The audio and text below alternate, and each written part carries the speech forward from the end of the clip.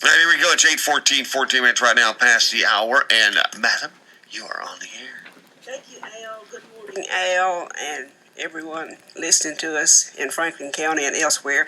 I'm Nancy Silvertooth, and I have with me this morning Mindy Melton. Our program, or our show, is Common Sense Matters, sponsored by the Franklin County Democratic Party, and we do stick with, just listen to us. What we talk about and what we promote, what we support are common sense issues that face everyday people that get up and go to work and have to worry about how they're going to pay their bills and fix the broken washing machine or the refrigerator that's leaking. So Common Sense Matters is our program. If you'd be interested in helping sponsor our program, give us a call. Call Al here at 967-2201 or call me at 962-4982, and we'll try to keep this show going. I want to mention a couple of things, items, not things, before we get to Mindy here. Today is, I've sort of dubbed it Betty Fraley Day. Today, February 23rd, is retirement reception for Betty Fraley. Now, I've heard this announced several times, but we want to encourage you to go from 4 to 7 this afternoon, today, at the Board of Education at 215 South College Street. This is really special for Betty. This is hosted by the Adult Basic Education Division of Tennessee Workforce. Betty has taught adult basic education for about 10 years. After teaching, full-time school teaching, about 37 years. She had a stroke, had to go down for a while. She was down for a while, but not out. She just keeps on bouncing back. And she is retiring now from adult basic education teaching, and she has lots of students out there. So everyone, please go by the Board of Education from 4 to 7 this afternoon. Go at 5. They're going to start speaking at 5 and saying a few things about Betty. So go at 5 and you can talk about her. And while I'm on events, next Tuesday evening, February the 28th, Dr. Anthony Kinkle, president of Motlow College, will be speaking at the Annex Community Room, the large community room there. We'll start at 6. We'll have some soup and chili and sandwiches, and Dr. Kinkle will speak. And you'll like Dr. Kinkle. I've met him. He's very easygoing, outgoing, personable, and he's a lively, entertaining speaker. And he's very excited about, of course, Motlow, Tennessee Promise, and the new Tennessee Reconnect for adults, for free college education, junior college education for adults that Governor Haslam is promoting. He is excited about that. And so come in here, Dr. Kinkle, and share some soup and chili with us, and we'll just visit and have a good time. So what do you think he'll be talking about during this event? I think he'll be talking about Tennessee Promise. Of course, we've heard a lot about Tennessee Promise. Right. That's not new now. But I was watching a video where in which he was doing an interview, and he made the remark something like that: Tennessee doesn't really realize what we have in Tennessee Promise. It's right. Great. Then when I talked to him and mentioned Tennessee Reconnect, he said, "Oh, so that's big." The adult basic education. Right. And of course, when you think about, we keep hearing that with technology being the thing out there now, employers are looking for trained employees. So we adults that, and even young, I think of the young adults and the ones that missed out on Tennessee Promise maybe. Right. They didn't go that first year like you have to. Then later on, they decided to go. And so I think that's what he'll be talking about. Plus, Motlow is the fastest growing college in Tennessee, 2-year or 4-year, has been for, I believe, 4 semesters now. So he's excited about Motlow. Of course, he's fairly new over there. He's been there since August 1st of 2015. But I hope people will come out. You'll get some good, helpful information from Dr. Kinkle and enjoy. This is sponsored, by the way. It's an event sponsored by the Franklin County Democratic Party, but it's a nonpartisan event. This is something for everybody. So if you're thinking about furthering your education, here's a chance to maybe come and get some more information about how that can become a reality That's for you. That's exactly right. He'll tell you about some new things that are going on that Motlow is offering, and it will just be very helpful, and you'll enjoy hearing Dr. Kinkle. I don't think you'll be bored. He's interesting. All right, that's 6 o'clock this coming Tuesday night at the Annex on the Boulevard. At the Annex on the Boulevard, right. All right. Okay, now, we talked about Betty Fraley. I want to say another thing or two about Betty. Of course, this event tonight, this reception, again, is a non-partisan thing. Betty's a good, strong Democrat, has been for years, but this has been done by the Adult Basic Education Division. But since we're a democratically supported program, I will say that in addition to everything else that Betty does, and just think for years, the 14 years that her husband, George Fraley, was our state representative, she was right there by his side. She was taking the phone calls and helping people when he was in the legislature. Of course, sadly, George passed away. She's had to weather that storm. She's also our state Democratic executive committee woman for the 16th Senatorial District. And I looked that up when I first got to, I thought, well, what does a committee woman do? And when we would have our every 4 years elections, like for state senator, Betty Fraley would pop up. She's done this for years, said, I want you to remember me on the ballot. I'm running for a state committee woman. And she's run unopposed for several terms now. And those committee woman, committee man slots for both Democrats and Republicans are set up by state statute years ago. And I looked for my copy of the code this morning and I couldn't find it right quick like. But they, the Republicans in the Republican Party, Democrats in the Democratic Party, these committee men and women for each senatorial district, they do a lot of work in and have quite a bit of power in their respective parties, the state parties. Betty has done that for several terms. I don't know, I can't remember how many years, but she is still active doing that, goes to meetings in Nashville and everywhere.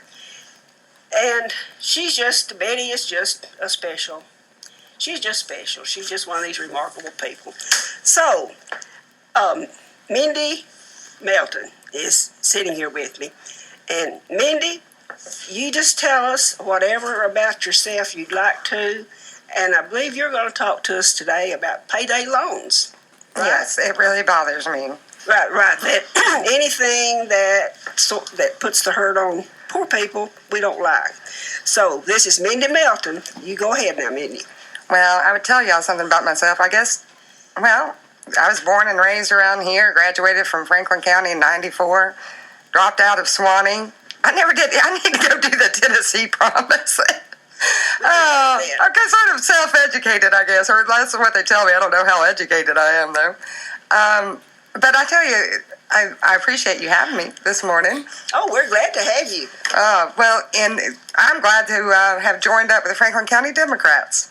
I didn't know I'd want to be a part of a club that would have me as a member, but, actually I feel pretty honored in this one. But no, I think one of the biggest things that's been bothering me for the past few years is anytime I go to Winchester, going to the grocery store, Walmart, what have you, when I see how many of these cash advance payday lenders are popping up. And, someone said the other day on a Facebook post that they had counted that there were 21 of these establishments from the square down to, the other end of town. And the sad part is it's like siphoning the money straight out of Franklin County. and I can get around to that. But I know you said that you had popped in one of those places one day and was appalled. What was it, a 27% interest? No, that must have been someone else. I remember someone telling me that. I might have told you that, but I didn't personally go. Oh, okay. But the interest rate that they can charge is outrageous when people don't pay. By state law, 312% is the cap. I talked to a young man the other day who, he got in a bind. He borrowed $100. He was paying $20 every 2 weeks. He had paid 4 payments and still owed them $100.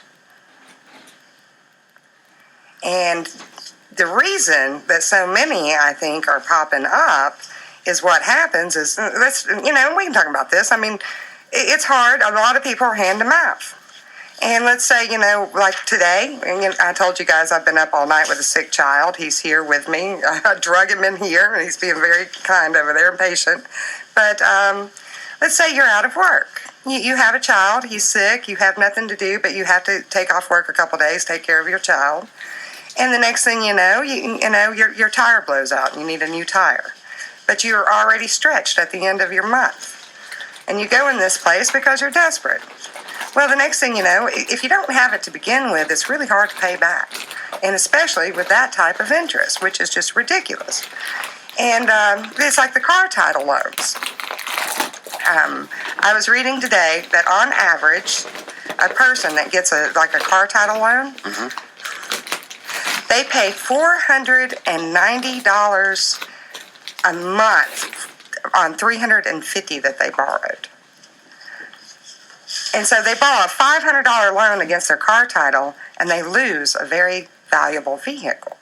And what they try to do to keep from losing this vehicle, they get desperate, and they go to the one down the street, and they borrow from them to make the payment on the loan they already have. And it's this sick cycle. Actually, in the state of Tennessee is where this began. And currently, there is... It generates $400 million a year in fees, this state alone. That's just the fees, $400 million a year. So if we look at all these places going up and down the boulevard, now whether or not they're franchises, I haven't been able to research enough to know who owns them or whether they're corporate, but let's say that they are corporate. All of that money is being siphoned out of the pockets of our county, our people. And then it's going somewhere else. And you take that amount of money that people would have, that they could go, it's their washing powders, it's all those little extra things, that they could have. And then we generate sales tax. And I don't know what the answer is other than more, we need some type of usury laws. And the fact that this county is allowing this to happen to its constituents is devastating. It's state law. I remember they're controlled by state law, I'm sure. And I remember it's been a couple of years or maybe more. It came up in the legislature, the payday lenders law, and I guess the maximum they can charge. And I well remember that state legislature voted. I don't know who all did it, but enough votes there to approve whatever they're doing now. They wouldn't be doing it, I don't think, if they can legally charge these high interest rates. And of course, from what little I know about how they usually operate is, I go in, I need $200 quick, because like you said, I've got my car's broken down out here, and I don't have a good credit rating. I can't go to the credit union or one of the banks and borrow the money. And so I run into one of the quick payday lending places, and I say, I need to borrow $200, and they have me sign a check for $200 and give it to them. And it's due in, say, 2 weeks. I've got 2 weeks, and if I can come up with that $200 within that time frame and go in and pay them off, I'm okay. But so many people, of course, cannot. They go in and they say, well, if you pay us $20, we'll let you sign another check, and it keeps on and on and on.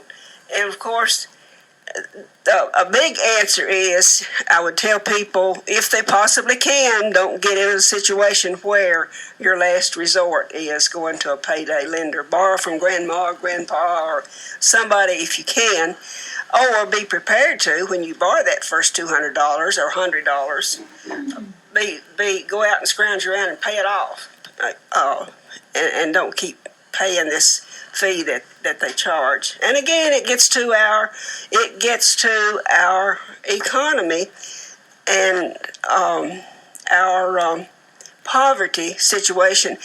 Al, have you heard that our children's, in a way, poverty level is sort of determined by the school lunches that kids sign up for every year, and that this year it's more. It's rising all the time. That's right. Yes. So, jobs, good jobs for people, opportunities, as we're talking about our educational opportunities, and you just hate to see people in a situation where they're that desperate, but these folks that own those places have found a way to make money, and they're obviously, as you say, there are so many of them out there, they're obviously making money. So do you find that the majority of these people are victims because of maybe lack of good jobs? I think it's a lack of good jobs and the economy. Now, if we go back to credit, when the crash happened in 2008, you have 7 million people who lost their homes. And I've been looking, at property and looking for my dream house.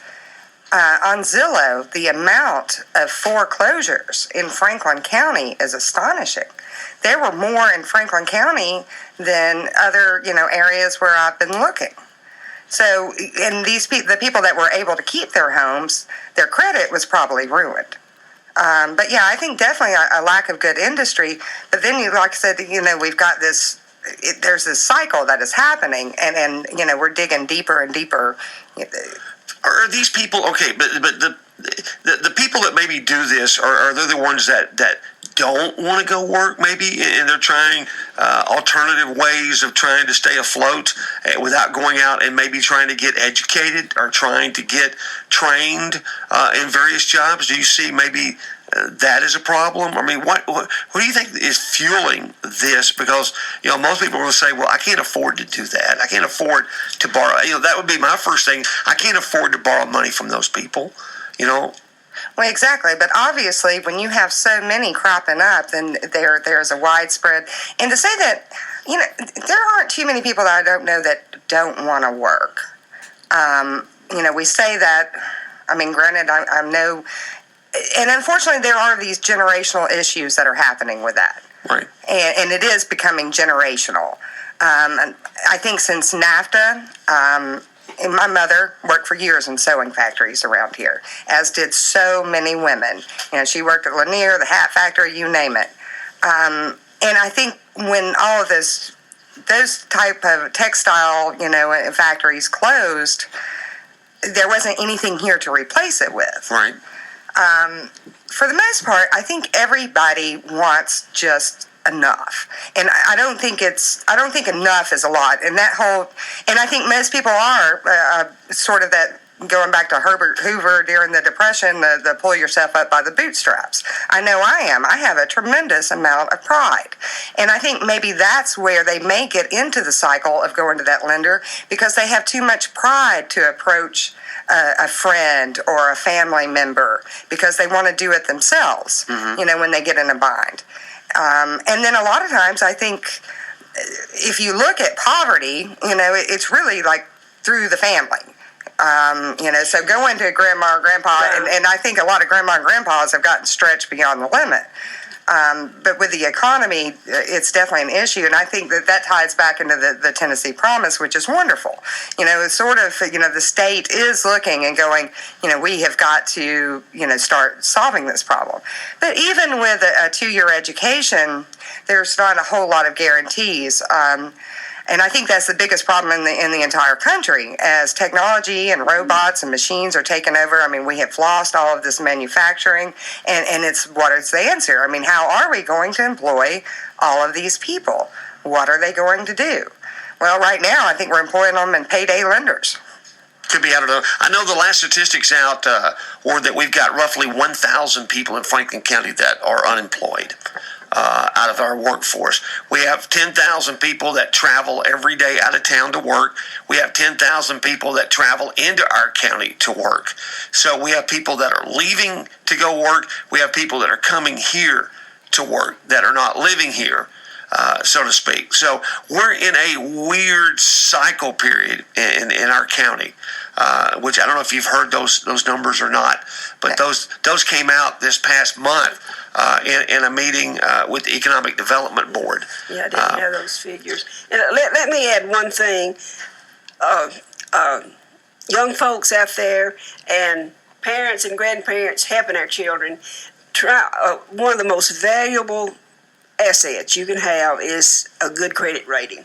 If you've got a good credit rating, you can go to your bank, and there are ways you have to do certain things to, if you're just starting out, say you've just gotten married, but getting utilities in your name and paying timely.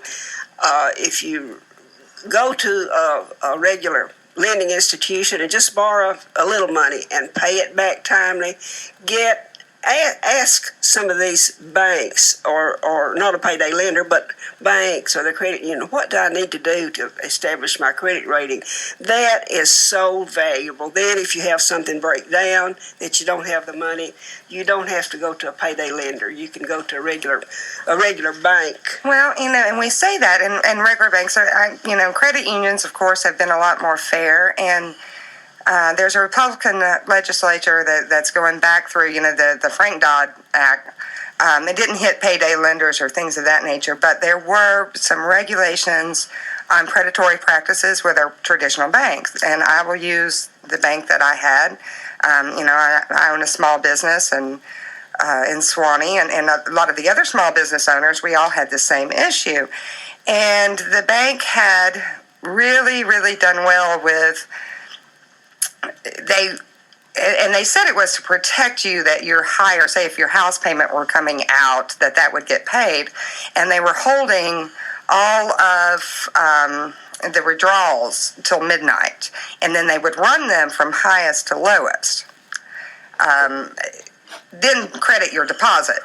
But they would get this, a $36 overdraft fee, but running highest to lowest, let's say, and maybe you had an automatic withdrawal that you forgot was coming out, but, you ran over to the market and got your kid a snack and you used your debit card and you had $2.36 here, or you went up and got $20 worth of gas, or, had all these little charges coming through, so they could charge you the $36 for all those little charges instead of going in order of appearance as they came through.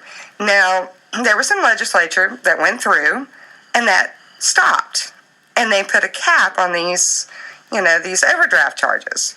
Well, that is being repealed. So that's the other thing. And I think that in this new age edition, now for me, when I said that about the small business owners, is we are completely...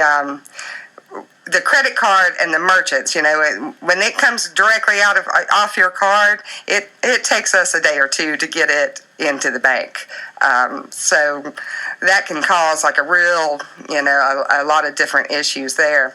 And with that, this same bank, so they offered this overdraft protection. You're going to love this. If you had automatic deposits coming through, you could borrow up to $500 at $10 on 100. But as soon as your automatic withdrawals came in, they took those to pay for it. So you might pay $30 to literally borrow $300 for an hour.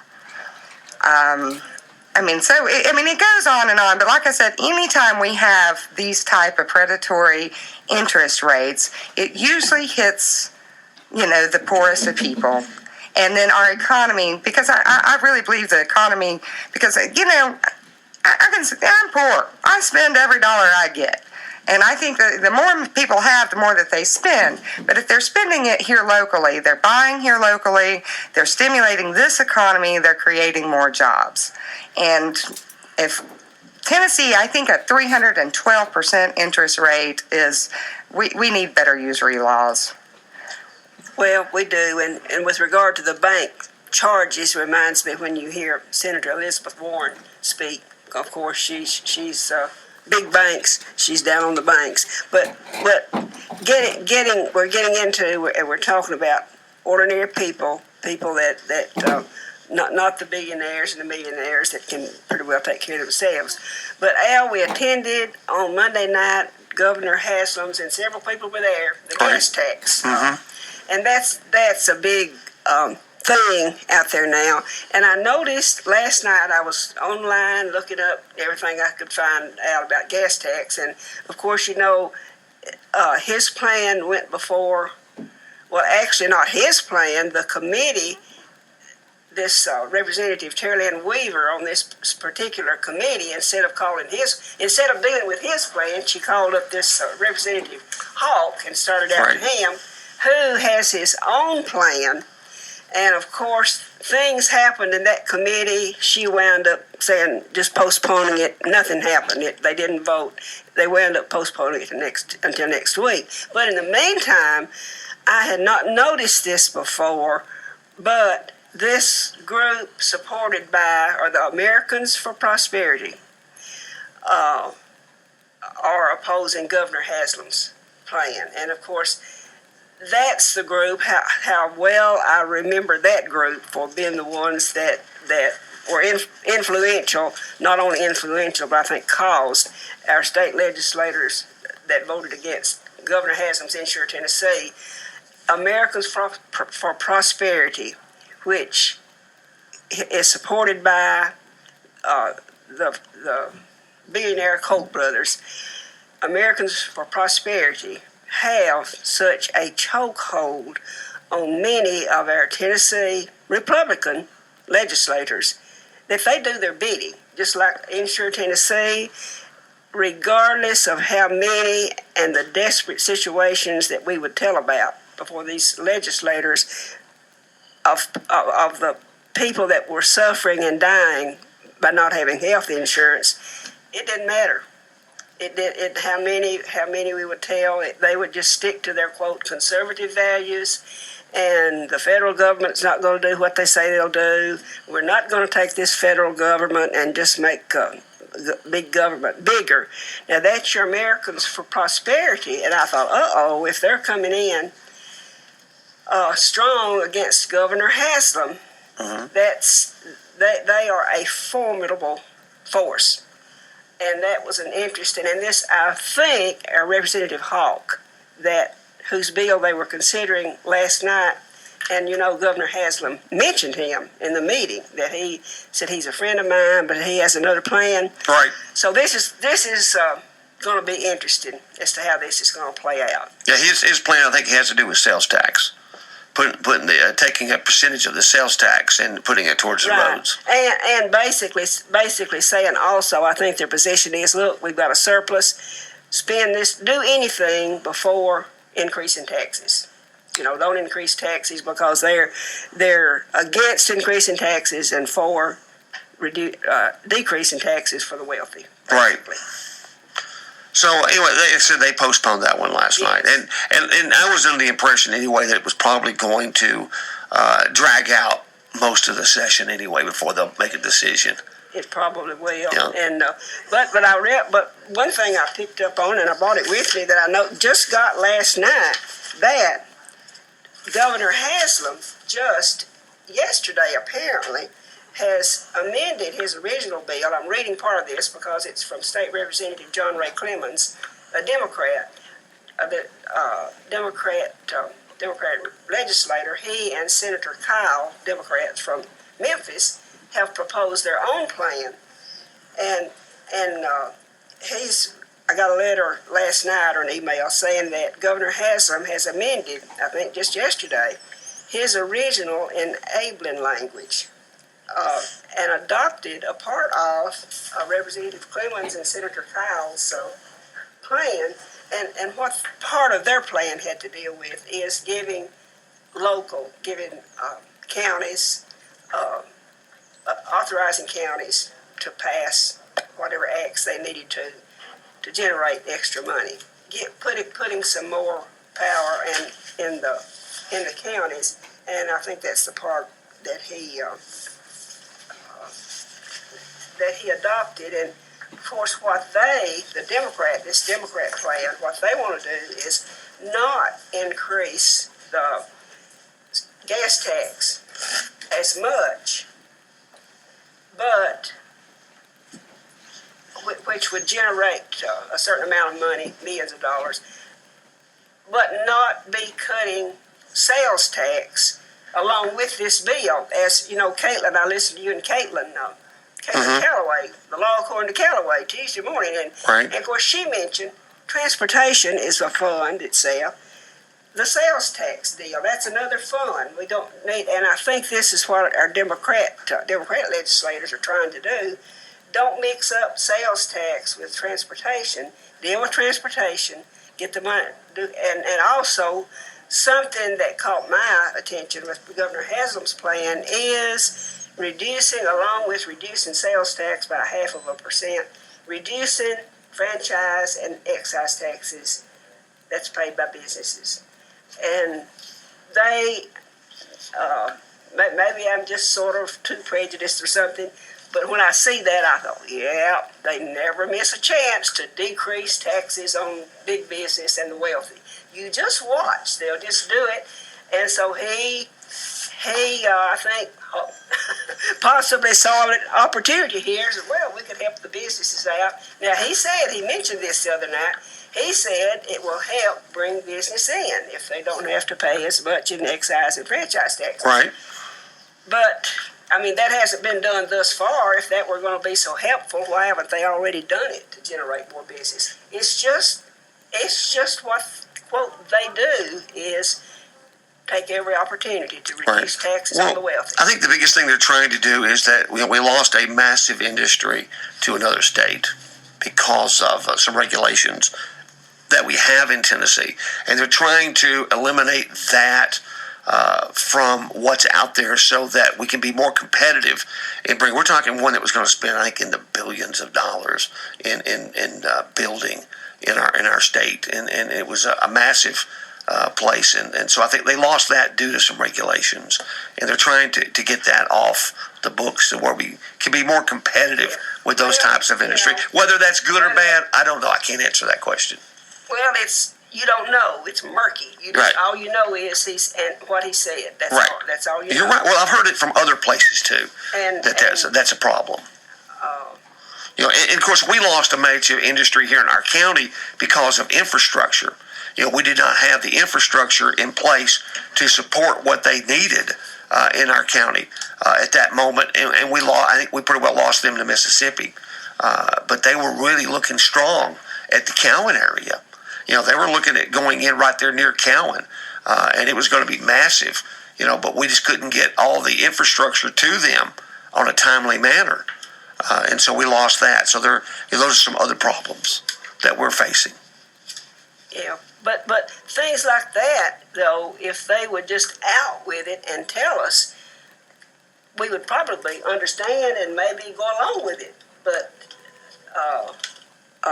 But anyway, that his reducing franchise and excise taxes, that just caught my attention right off, because if you're going to be reducing the sales tax anyway, unless there's really good compelling reason for it, I'd a lot rather the sales tax be reduced than franchise and excise taxes. I don't know. We'll find out. Okay. Somebody will answer the phone, hopefully in the other room. Okay. I hope somebody will answer it in the other room, is what I'm hoping. If not, I guess we'll have to catch it and see. City T, good morning. Question for Nancy, if she could get on the phone. I don't want to be on the radio. Well, we're live on the radio right now, so if you want to call back after the show, you can talk to her, okay? Thank you. All right. I got a question for you off the air. Okay. I'll try to. 848. 848, okay. Well, and a big thing, and of course you all are seeing, and it's just amazing. I was watching the news last night, the national news, the protests out there, and of course what a lot of them are now are the health insurance and other things too. But of course, I've been, Alan, I've been on here many times ever since I've been trying to help people with the health insurance. I have to say, where was all this outcry all this time? Because this has been going on in Tennessee ever since our legislature refused to pass Governor Haslam's plan that would have given Medicaid, extended Medicaid, to poor people, to everybody. And so it's interesting for me to see what actually Congress is really going to do with regard to insurance. I read something just this morning that indicated that they just yesterday had asked for a continuance or a slowdown of a lawsuit that Republicans had filed back yonder against Sylvia Burwell that had to do with the Affordable Care Act. Now, our Republican Congress is saying, well, wait a minute, maybe we should be so hasty here, because it would basically, I think, just dismantle the Affordable Care Act, and they're not ready.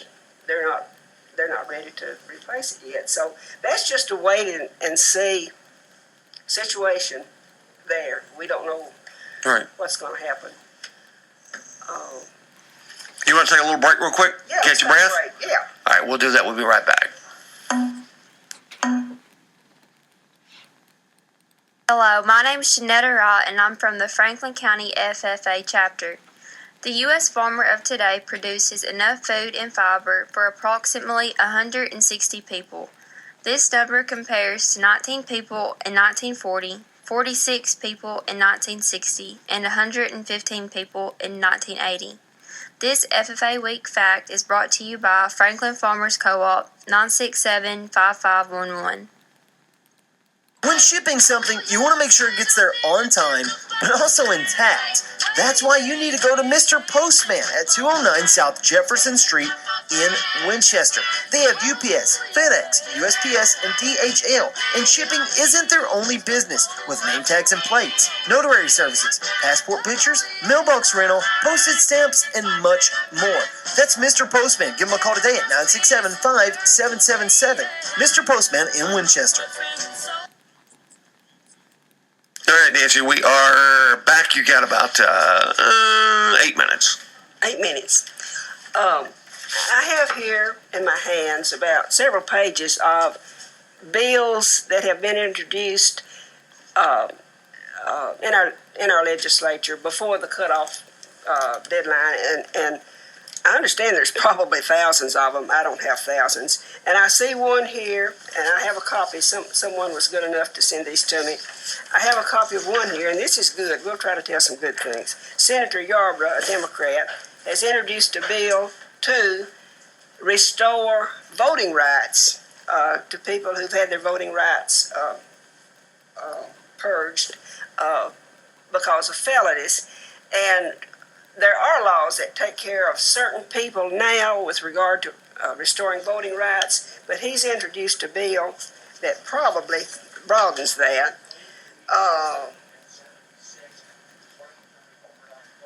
Let's see, what's another good one I saw? Okay, here's a minimum wage bill. This is by Senator Kyle. These are Democrats, Senator Kyle and Representative DeBerry.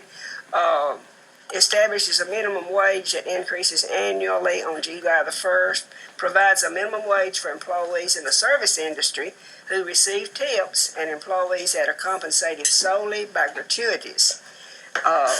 This is a minimum wage bill. The Democrats, I think, regularly introduce those, and I think the Republicans regularly slap them down. But maybe, we never know. This little summary I have doesn't give an amount. But anyway, the Democrats are up there fighting for things that hopefully people can get out of this having to go to payday lenders. Now here's one that's Senator Kyle from Memphis, Democrat Powell, requires that all employers give their employees 6 weeks of paid leave for adoption, pregnancy, childbirth, or nursing an infant. We will have to see how far that goes. That's 6 weeks of paid leave for adoption, pregnancy, childbirth, or nursing an infant. Of course, we hear paid leave talked about a lot. We heard in the last presidential election, paid leave. Okay, I'm going through my list here. Now, it's been called, I won't go through all of them, but they continuously, the Republicans, for instance, here's one that's by Senator Gardenhire and Representative Sexton, deletes provisions authorizing the Tennessee State Employees Association to automatically deduct association dues. Those are bills that are adverse to the interests of teachers and the teachers' unions, so they keep chipping away at teachers, at things that would help teachers. Here is a Democratic bill. It just says it's the Tennessee Pay Equality. Oh, this is equal pay for women is what this is. This is by Representative Clemens and Senator Kyle, also from Memphis. Enacts the Tennessee Pay Equality Transparency Act, and that's an equal pay bill. That ought to go. How can they not pass an equal pay bill? Here's one, another Democrat bill, requires certain employers to make a reasonable accommodation for any pregnant employee. Upon request, authorizes the employer to require medical documentation. So this bill would want an employer to make reasonable accommodation, but it looks like the employee would have to provide some documentation saying, this is why I need this. Here's one that would be hurtful to people drawing unemployment. This is by Republicans, Representative Sparks and Senator Tracy. Includes conscious disregard of the rights or interests of the employer's business to the actions of employees that may constitute misconduct. In other words, when an employee who's lost their job goes to file for unemployment benefits, if it's due to some, quote, misconduct on the employee's part, they probably won't be able to draw. So Senator Tracy and Representative Sparks, they've added something else in there to give the employer reason that the employee. So that's hurtful. That's hurtful to employees. That's a Republican bill. Open records. This one is I believe this is Republicans. I'm not sure. I'm not familiar with their names. Whitson and Hensley. Exempts certain records of counties and municipalities from the open records law, and I don't know what those are. That would be interesting to see what they want to exempt from open records, because in our county public offices, just about everything is a public record unless there's some law exempted it. Some personnel files. Some personnel files are exempt. Some personnel files are exempt. I know I'm probably running out of time here. I'm trying to go through my pages. I've got.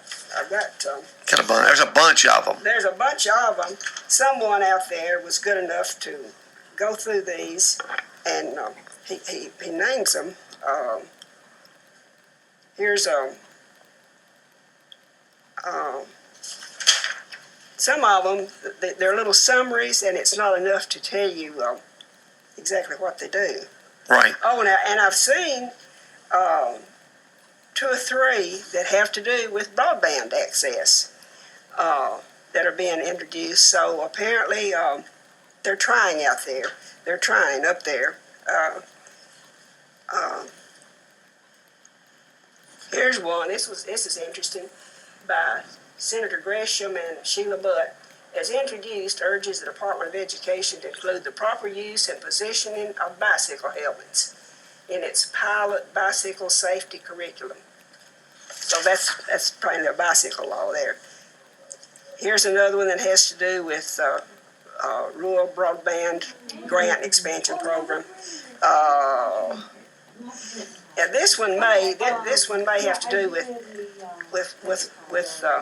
I'm not sure it does. We've heard that that someone has introduced a bill up there to make it not a crime if you hit somebody with your car and they're I've seen that. if they're protesting. Yeah, they're protesting. But now this says I'm not sure I understand it, and it is, I believe, by Republicans, as introduced, creates the Class C felony of injuring someone or damaging their property with the intent to intimidate the person from the free exercise of political beliefs, political party affiliation, or choice of candidate for office. That sounds like just the opposite there. So that may not be, because that sounds like it's a crime. It's a Class C felony if you injure someone while they're trying to express their First I think it's crazy. rights. Yeah.